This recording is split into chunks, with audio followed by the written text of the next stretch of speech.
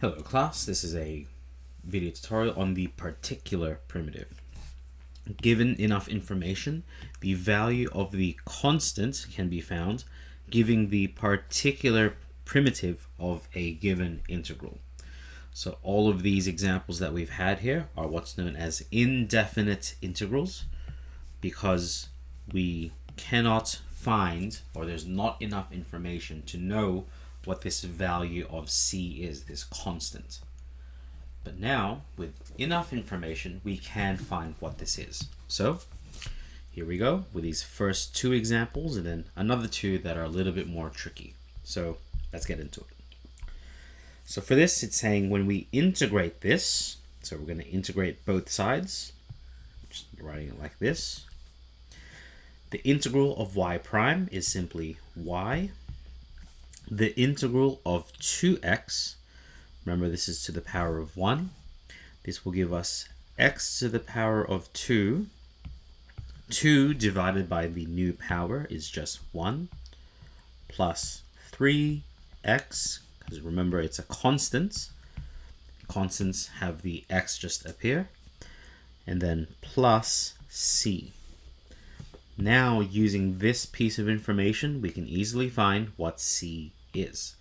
We simply substitute these values, x equals 2 and y equals 6, which will give us 6 equals 2 squared is 4, 3 times 2 is 6 plus c. We get 6 equals 10 plus c, so c must equal negative 4. Therefore, we can say y must equal x squared plus 3x minus 4. So this is our particular primitive. So as you can see, this is pretty straightforward. And yeah, you can pause and give this a go yourself. So here we go. So it's saying now that y equals f of x has an x-intercept, x equals 0.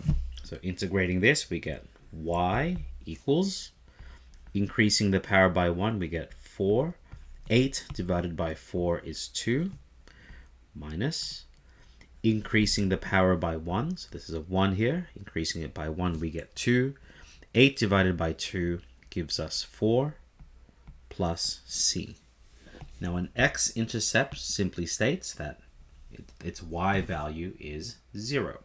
So 0 equals, substituting 1 into each of these, we get 2 times 1 is 2, minus 4 times 1 is 4, plus c. So 0 equals negative 2 plus c, so c equals positive 2. So this gives us y equals 2x to the power of 4 minus 4x squared plus 2. And there we have it. So these first two examples are slightly easier. And I'll see you in the next video where we take on these two slightly more tricky ones because they are the second derivative. Hope to see you then, and best of luck.